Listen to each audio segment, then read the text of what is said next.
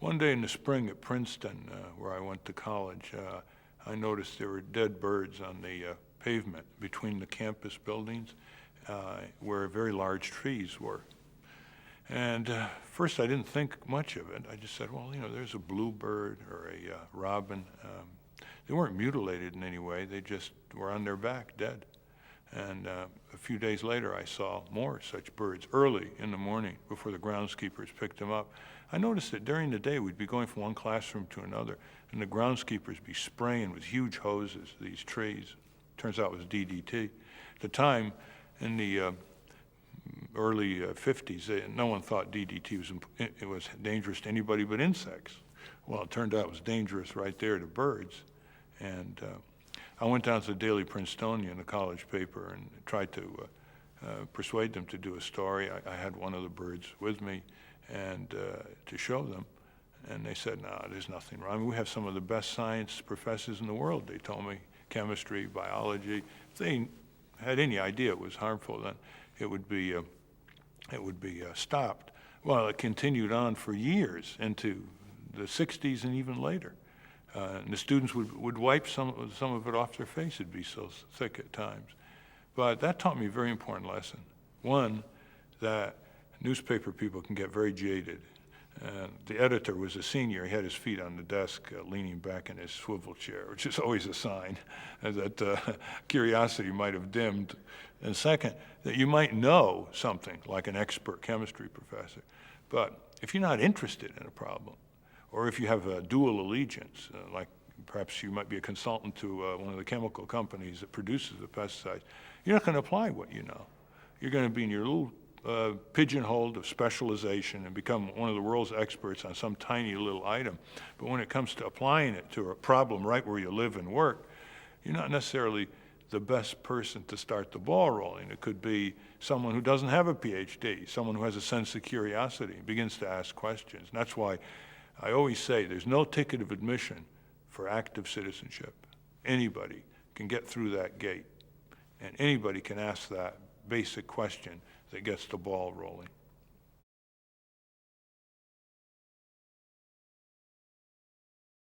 I used to hitchhike a lot all over the country. At the time, I never met anybody who hitchhiked more. And I'd always hitchhike, for example, from Princeton to New York or around the East Coast. And I saw a lot of accidents. And sometimes the car I was in or the truck I was in would get there first.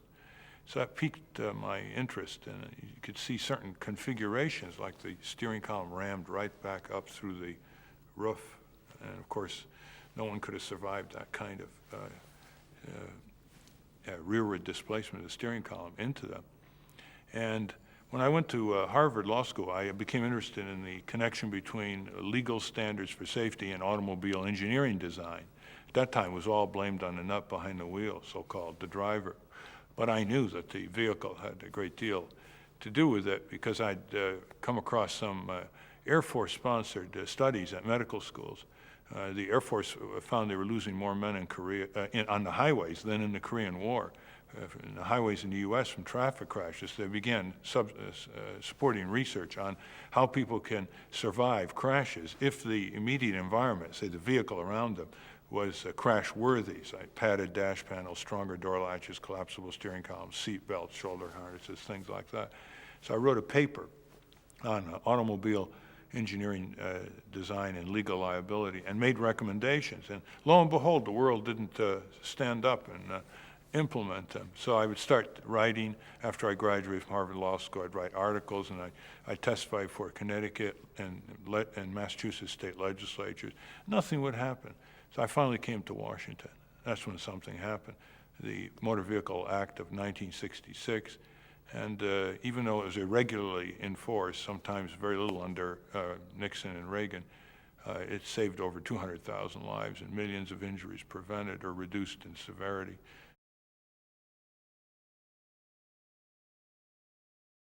It was all but the proverbial knapsack. I hitchhiked to Washington with one suitcase. I stayed overnight for 3 nights in the YMCA, and then got a room in a boarding house. And the plan simply was to build enough power in Washington by getting to the media on the issue, columnists, getting to members of Congress, to start congressional hearings to regulate the auto industry for safety, to say to the auto companies who are wallowing in stylistic pornography over engineering integrity, those are the periods of real stagnation that was being watched very carefully by some people in Japan and Western Europe, to get them moving, to push them to produce better, safer cars. So it was a conscious effort.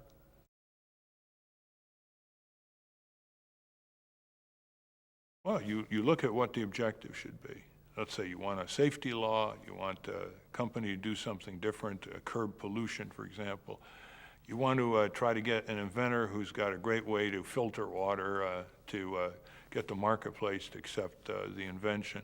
And you say, well, what has to be done? Well, the first step is people have to be aware of the problem. If they're not aware that their drinking water is contaminated or that their friends might have been killed because of a defective car design, like a easily ruptured fuel tank, they're not going to be interested in your solution.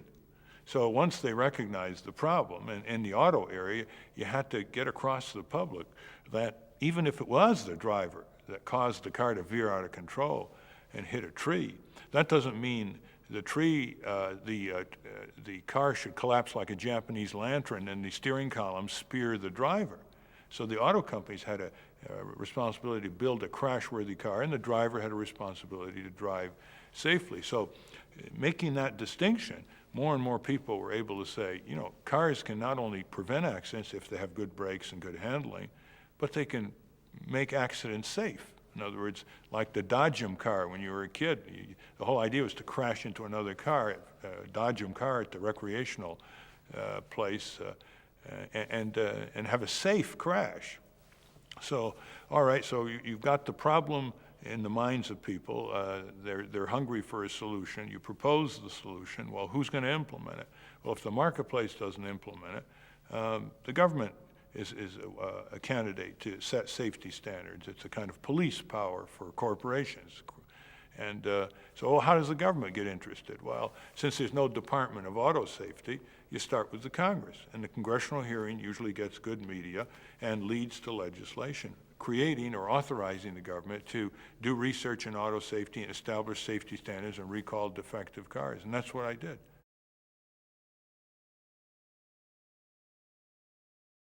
Oh, sure, you always have doubts because you've got a real powerful industry, the auto industry, but you outfox them.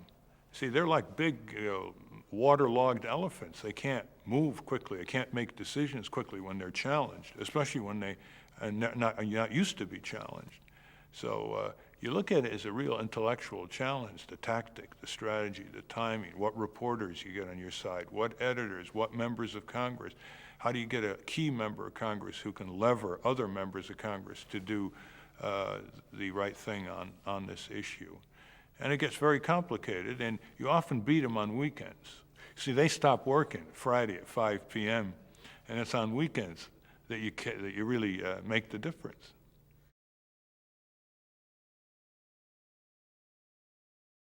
Well, they hired a private detective firm to tail me. And they tailed me once down to the Senate office building and were caught by the Senate police. And of course that started the whole congressional investigation. And the head of General Motors came down and apologized and said that of course he didn't know about it. But it turned out that GM had hired the same detective firm to trail and put under surveillance about 25 other critics, people in the community who just criticized GM for one means or another and got a little press on it. But it was good that they did that because it really outraged some members of Congress and helped the legislation. Their memo through their law firm, they hired a law firm in order for the law firm to hire a detective agency so they'd have a buffer between them and the detective agency. And the memo from the law firm they hired to the detective agency was, follow this guy, get some dirt on him. So that you could discredit them, and therefore discredit the cause of auto safety standards.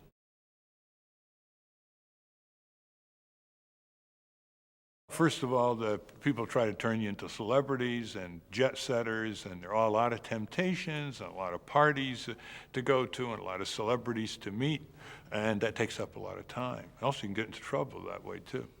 And second, all kinds of people want you to help them on their issues and their causes and their complaints. And you know, if you're everything to everybody, you can't get anything done. You do have to specialize a little bit.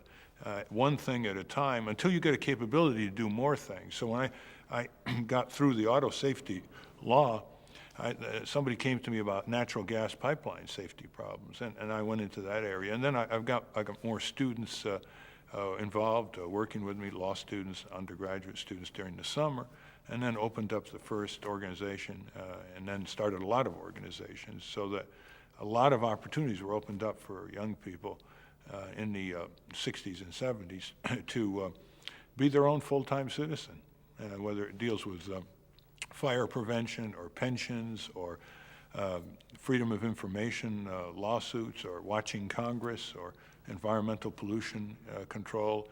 We gave them opportunities and groups in all these areas: food safety, drug safety.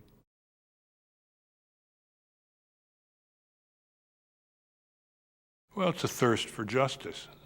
If you know what's going on and know how society can be improved and happiness advanced, you tend to focus on how to get things done that will help health, safety, opportunity, justice, accountability of powerful institutions to the people they're supposed to serve. Well, I grew up thinking one person can change things. And where did I get that idea? Well, first from my parents, and second from reading American history. So many of the major steps forward in our society's progress started with a handful of people. The abolitionist movement against slavery, the women's right to vote movement started with 6 women in an upstate New York farmhouse where they met in 1846. The civil rights movement, environmental rights, worker rights, the whole labor movement. If you grow up in a mass society and think that nothing can be done unless you have masses of people who all agree all at once to start doing something, then you're not going to count yourself as very significant. You're not going to think that you can begin a thoughtful strategy to change things for the better. We used to converse at dinner time around the table, parents and children, and we talked about all kinds of issues, from local neighborhood issues to world issues. And it was back and forth and very lively, very critical. During our early years, my mother would relate historical sagas to us, 5-10 minutes every lunch hour when we'd come home from school, and it would be continued the next day. And I think that built into us a sense that freedom involves responsibility. It isn't just waving flags and saying, look how free we are, while people's rights are being trampled, sometimes overtly, sometimes beyond their control. Like pollution for so long wasn't even viewed as pollution. It was viewed as the price of progress. Oh, look at all that dirty smoke going out of the factory smokestack. They must be working in it. We got involved in the local community. Little issues at first, went to the town meeting, talked about how the town could get a sewage system instead of dumping the sewage in a local river, little things that came up in school. And we also had a library very near our home, and we spent a lot of time in the library. So we didn't have television to distract us. We didn't have video games to distract us. We had a lot of personal interaction. I can't imagine myself as a child spending 25 hours a week looking at a machine called a TV tube. It was a very gradual type evolution of thinking.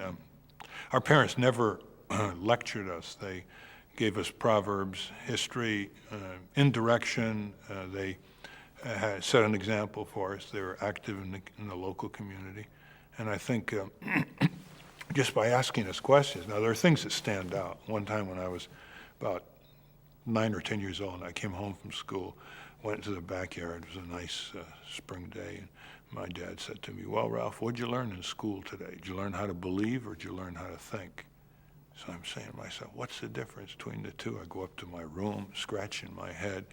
You see, right there, I remembered that not many months earlier, I was in my classroom, and the teacher said, well, there is a public library here in town, right across the street.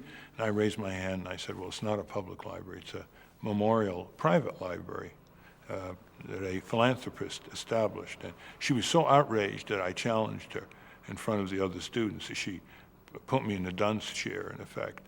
You see, she wanted me to believe, not to think.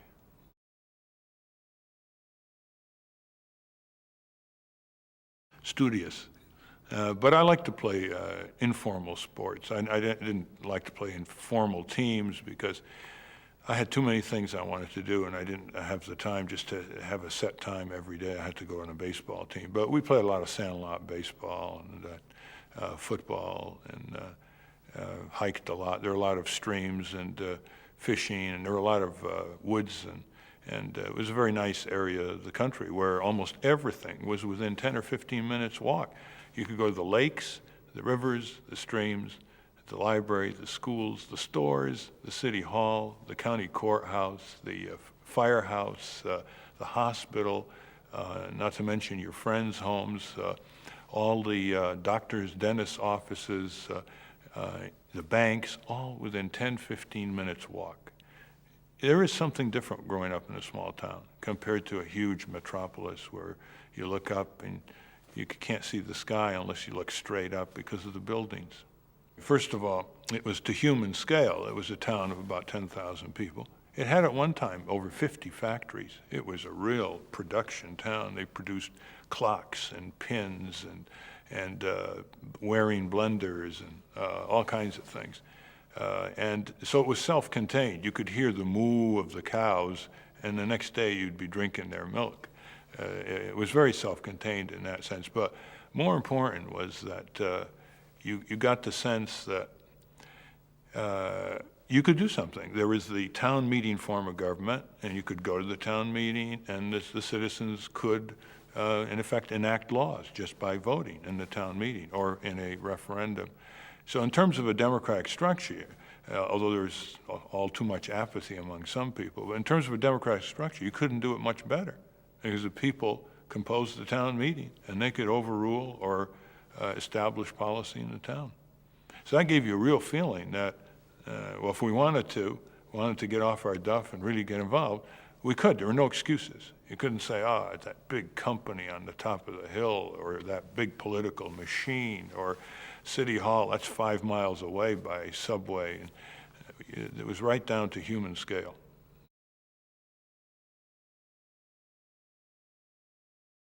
I would be reading the early muckrakers books, Ida Tarbell on Standard Oil, or Upton Sinclair on the meat plants in Chicago. And I would be quite young reading these books, 10, 11, 12, and trembling with excitement. I mean, I just remember how exciting it was to read the books. And teachers, there were about 5 or 6 teachers who really had an impression on me. One history teacher, one day we were walking into the class, and she had right on the blackboard a message. She said, gone, 1 minute, 60 seconds. Don't bother looking for you'll never find it again. And her point was, don't waste time, because if you waste time, you're never going to recover that time that you wasted. Good lesson.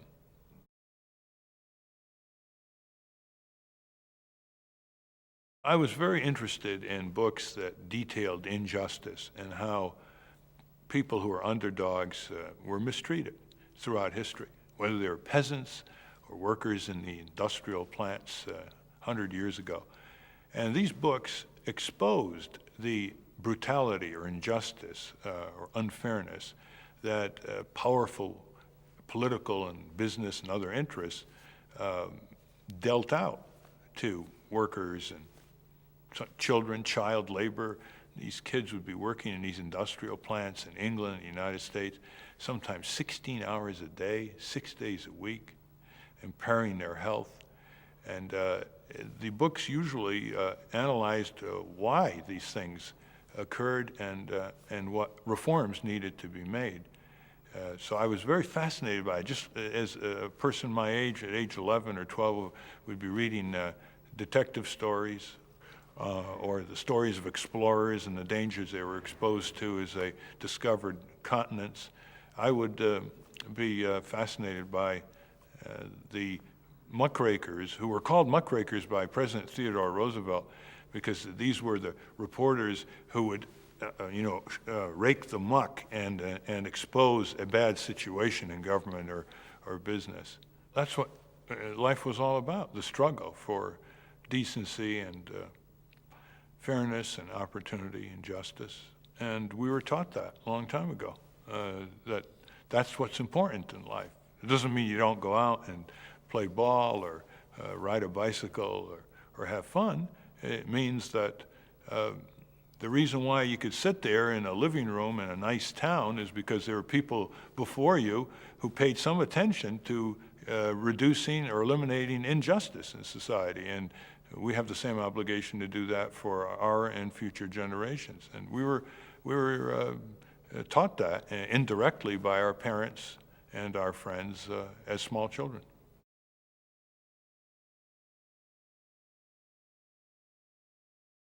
First, I didn't believe in trivializing myself. As long as we're going to spend time and our respective talents in mind, we shouldn't have a low estimate of our significance and what we can contribute. And too many people who go to the best schools and get great grades are confronted with a choice of trivial work that's very high paid and has some sort of surface status, like a senior partner in a law firm or a corporate executive. But most of the work can be done by anybody. If they didn't do the work, there'd be somebody slotting right in to do the same work.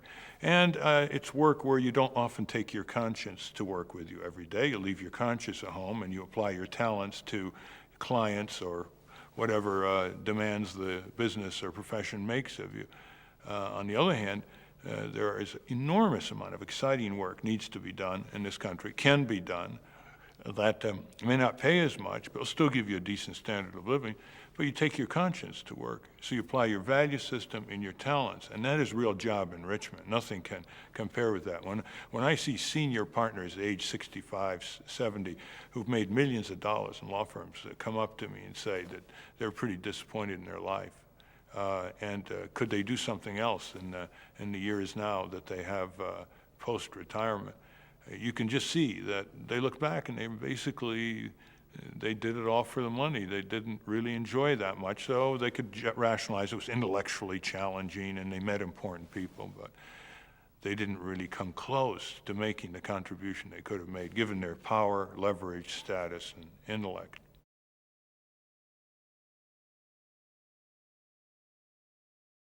They couldn't understand what I was doing.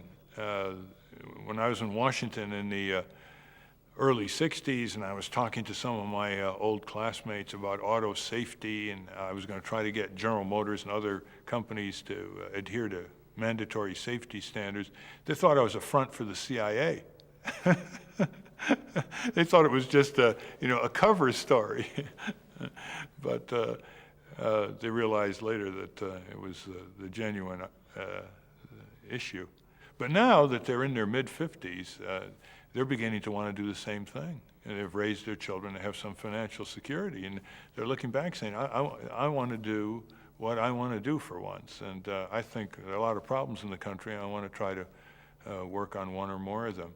We actually have set up with our class at Princeton, 1955 class, a Center for Civic Leadership in Princeton, supported by the class, precisely because more and more members of the class, as they went into their 50s, began to realize that there were important things they hadn't been doing, and they wanted to make up for it by contributing to the society. And now that they had attained some measure of influence and skill, they wanted to give something back.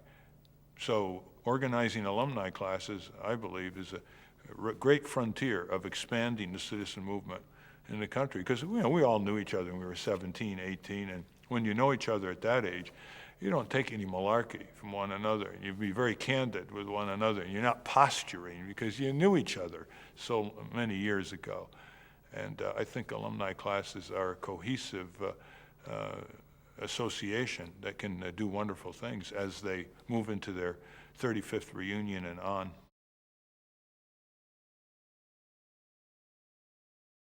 In two ways. One, you look around the world and there are plenty of problems. You never have a difficulty in having plenty of problems to choose from.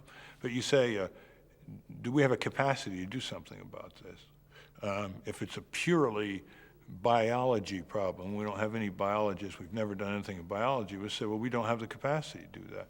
Second is, do we have the resource to make a difference if we enter it? And thirdly, do we want to do this just one episode, or do we want to do it year after year? Do we want to just put out one brush fire, go after one problem with railroad safety, or do you want to set up a railroad safety group? So we try to make our decisions in all those areas. And the second way we make a decision, it's made for us. For example, if Watergate scandal occurs, we defended the firing of the when the Watergate scandal occurred, Nixon fired the special prosecutor, Archibald Cox. We took his case and won, that he was illegally fired. So that was not something we planned. That was thrust upon us, and we always have to be flexible. So if something occurs, an event occurs, a catastrophe occurs, we're flexible enough to say, well, we're going to move some of our people or resources into this area.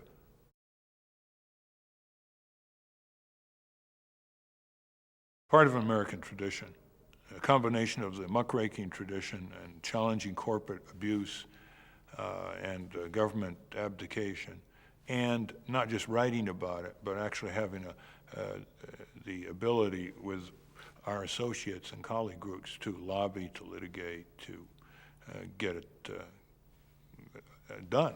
And in that sense, we are pioneering new ground, that we're trying to establish the role of a full-time citizen, people who have causes to change the country for the better and who do it full-time every day.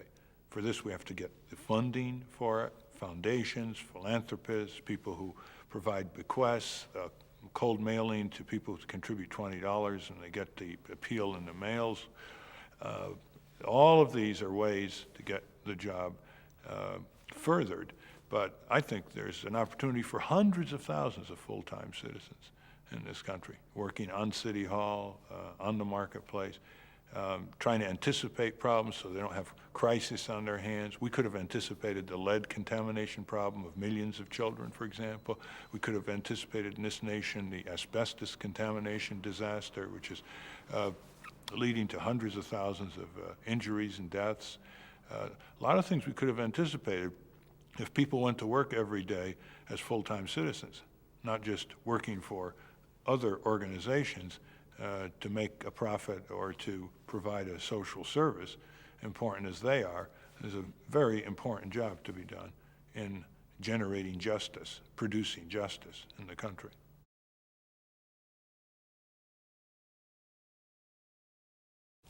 I think three things. One is the great advances in auto safety.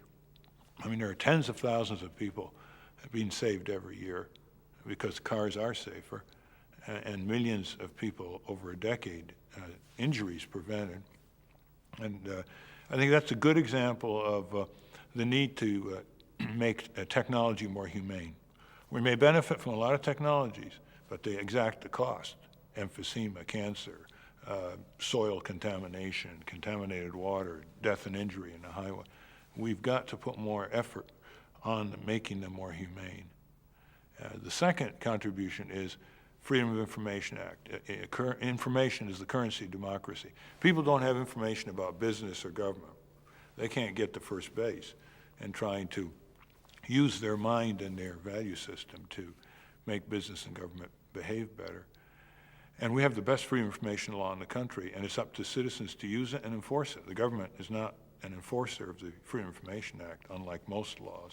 The third contribution is establishing a model for citizen action around the country, establishing a motivation for people to say, we can do it too. They've done it, we've seen how they've done it, we've got their citizen action manuals, and we can do it too. We can fight City Hall, you can fight Exxon, we can get change for the better in the country.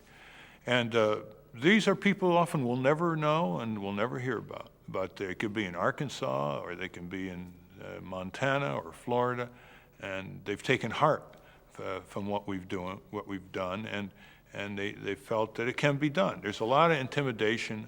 People are often fearful of standing tall, speaking up against local politicians or businesses or powerful interests. And I think that in that sense, that's probably our most enduring legacy. And there's also, in addition to the ripple effect, there's a deterrent effect.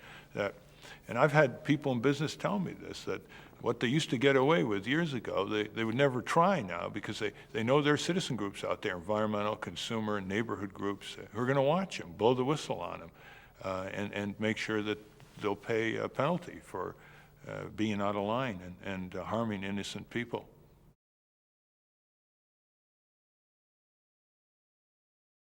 A good citizen is not just a person who votes all the time. A good citizen works between elections to take on an injustice or participate in a local, state, or national institutions, whether it's the schools or whether it's town meetings or whether it's a national citizen group to reform government or improve the campaign finance mess. There are roles for citizens, and it involves time and talent and determination, resiliency, ability to communicate, and to say to one and all that the Constitution is not just a parchment to be saluted on the 4th of July. It's a document that gives you living rights and responsibilities, which we should take hold of, because a democracy is like a coral reef. It's built up little by little by little. Then you look at it, and it looks so beautiful. But the reverse is true, too. It deteriorates little by little.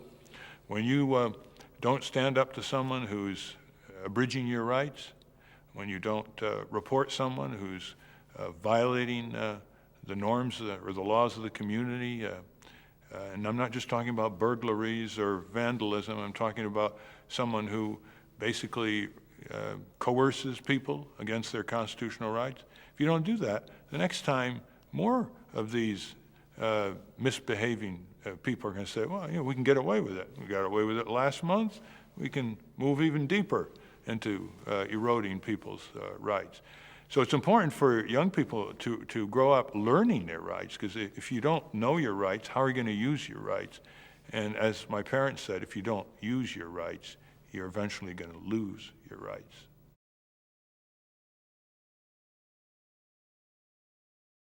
Well, some good professors at college. I had an anthropology professor and a political science professor who really were very stimulating, opened up a lot of windows for me and my classmates.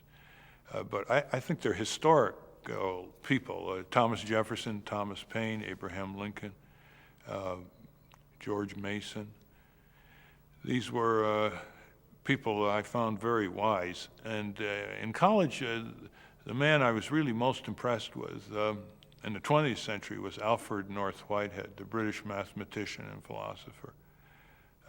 Not to mention Lincoln Steffens and the muckrakers, which were my cup of tea.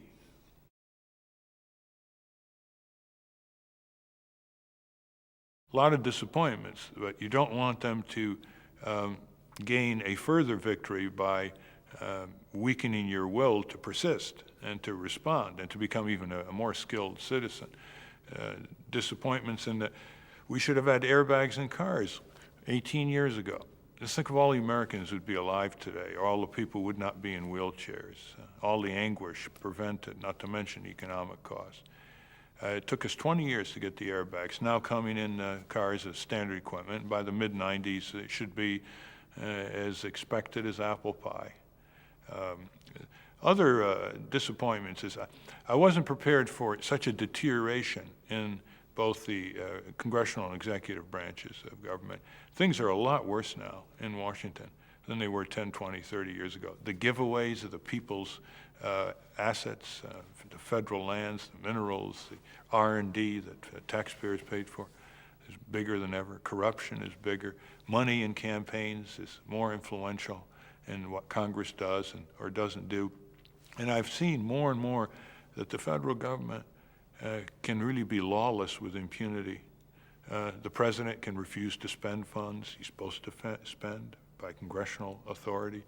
They can engage in foreign adventures. They can violate people's civil liberties. They can refuse to enforce safety laws. Nothing happens because the way the laws are written, they authorize the government to do the right thing, but they don't give people in the country the power to make them do the right thing under the law. If you file suit, the judges have a doctrine that says no standing to sue. Who are you, taxpayer or citizen? You can't challenge the government. Door is closed. And it often takes money to challenge the government. So I'm seeing more and more institutionalized lawlessness, where about the only bounds on government behavior is public relations. And the more they think they can fool the people and get away with it, even those boundaries are going to be limited. And if the press is concentrated in a few media conglomerates and there's not much diversity, and they have a cushy relationship with their government officials because the government officials will give them stories from time to time, then another boundary against government lawlessness deteriorates. So we've got a great future if we wake up to it in this country. And anybody who starts out in this country who thinks that they can't be a leader ought to think again. There's never been a greater demand for leadership in all areas: media, education, churches, government, business, you name it. There's no long waiting list to be a leader in this country.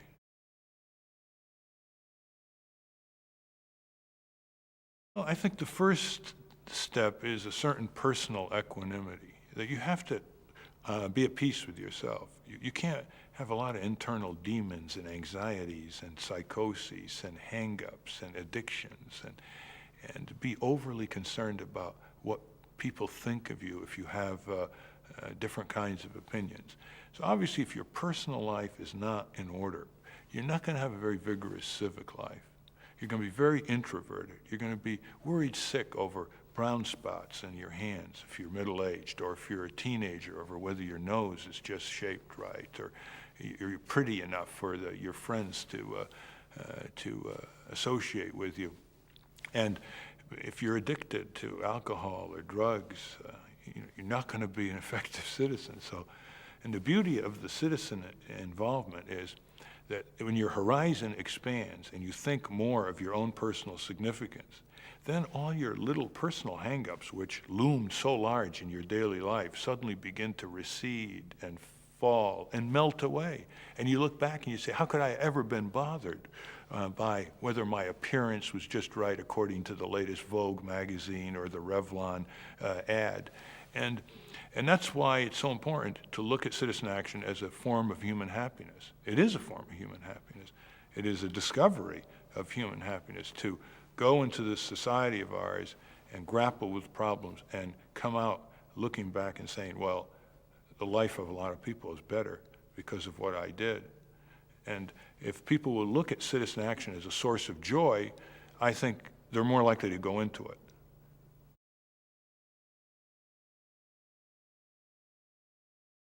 Theory of democracy is the more people that are knowledgeable about what's going on and are involved, the more likely the better ideas are going to come to the forefront. But if just a few people dominate many in various areas, whether it's in a city or in a nation or on one direction or another, tax policy or foreign policy, they may make mistakes because they don't have all the wisdom in their heads. And this whole idea of a marketplace of ideas is also a marketplace of engagement and involvement. You know, once we can develop opportunities and institutions for people of all ages and all backgrounds to get involved on the civic challenges of their choice, then a lot of these more headline problems are going to be addressed, whether they're government deficits or inadequate housing, poverty, discrimination, or what have you.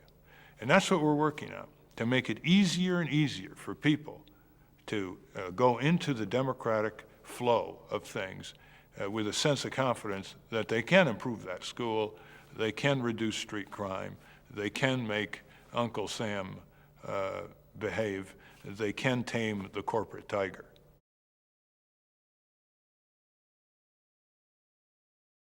Oh, a lot of mistakes. The biggest one is that I would have done differently was I would have almost immediately in the late 60s tried to work with educators to get citizen training courses in elementary schools and high schools. So instead of studying dry civics book, we'd get the children involved in problems in their own community or their neighborhood that also connect to their books, their classes, and their libraries, and their laboratories. So that, for example, they say, well, I wonder how clean the local water system is for drinking.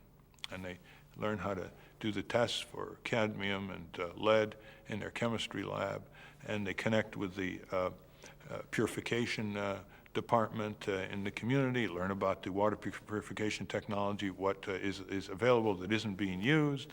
They put a report and they have a news conference. And you see, they've learned chemistry, learned a little bit about human health, about bureaucracy, about how to get the issue across.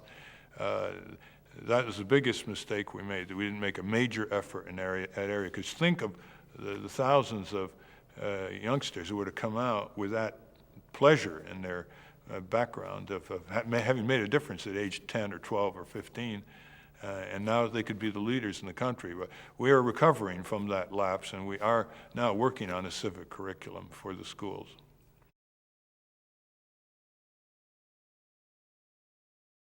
Well, I asked them what's their passion in terms of justice, and they usually have one or two areas that really affect their sense of their mission, what they're all about. And if there's an opportunity in our groups, fine. But if we don't work on this problem, there are catalogs of citizen groups. We have a book called Good Works that has now 850 citizen groups who would love to have young people consider being part of them. We did a report years ago with high school graduates, just got out of high school, on nursing home abuses. They worked in nursing homes, they came to Washington, they researched, they wrote a book, and then they went on TV and radio, testified for Congress.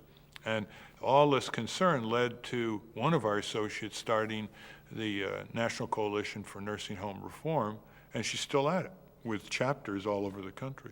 Citizenship requires skills like any other occupation or profession, and it's good to learn on the job. You can read about citizen movements, the farmer, populist, progressive movement at the turn of the century, and the civil rights movement, but it's good to learn it by doing. And you get better. Every year you get better. You know how to develop strategies and coalitions and how to get attention to the media and how to use the levers of action and how to be perfectly willing to generate controversy, which gets people thinking.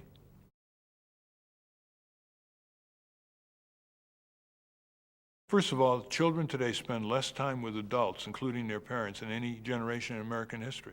They're spending more and more of their time in front of television screens, video screens, and with their peer group, which often is a merchandising outlet for all the things that are huckstered to the children.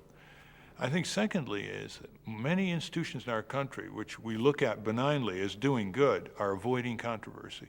When you avoid controversy, you're avoiding some pretty bad injustices. And you become bland. You become goody-good-shoes types. And it's important for the Boy Scouts and the Girl Scouts, for example, to go right into local pollution problems in their community, even if they offend some companies whose executives may be associated with the Girl Scouts and Boy Scouts.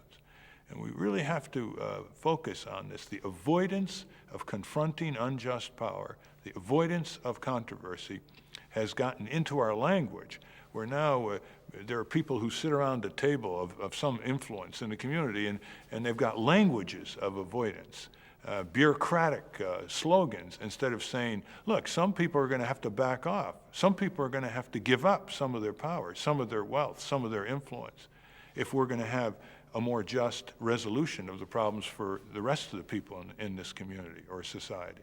There's a lot of elbow room within the constitutional system, but as the years pass and things get worse, the laws become themselves an instrument of injustice because they're under the control of the abusers of power. And we mustn't ever allow our country to fall into that low state of affairs. It's important to be able to stand tall have the courage of your convictions, and to have a resilience if you're up against a disappointment or a temporary defeat. In fact, some of the same features on the athletic arena, basketball court, baseball field, football field, where you never give up, you keep bouncing back, and you hold your head high when you walk off the field.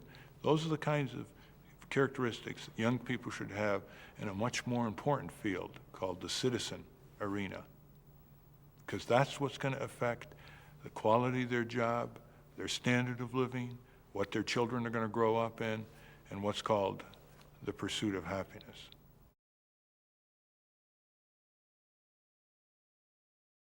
You can't have a thin skin. You've got to realize that you're going to have to take what you give out. Sometimes you'll take a lot of unfair criticism, criticism designed to destabilize the credibility you have on a certain issue. But there's a certain robust pleasure for that. If you have the right attitude, you won't be so demoralized. You'll expect it, you'll know how to respond to it, you'll know how to benefit from it if it's legitimate, you'll know how to reject it if it isn't legitimate.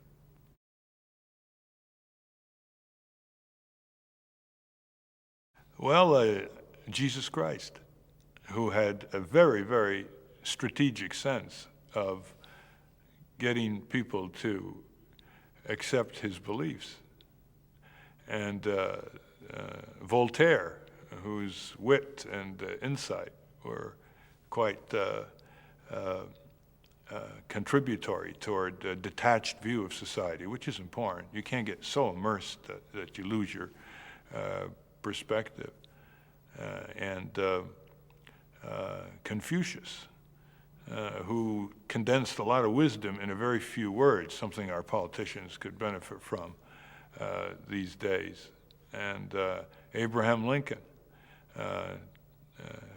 Franklin Delano Roosevelt, see how he responded in both economic crisis and wartime crisis. John Dewey, the great educator, he might want to know about what happened to some of his followers and doctrines and schools,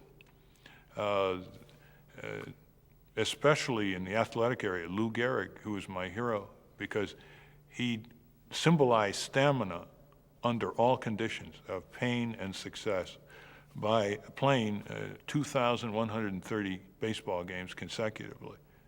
I never lost the lesson of his performance, how important it was to overcome, be resilient, and to stay with it, stay the course.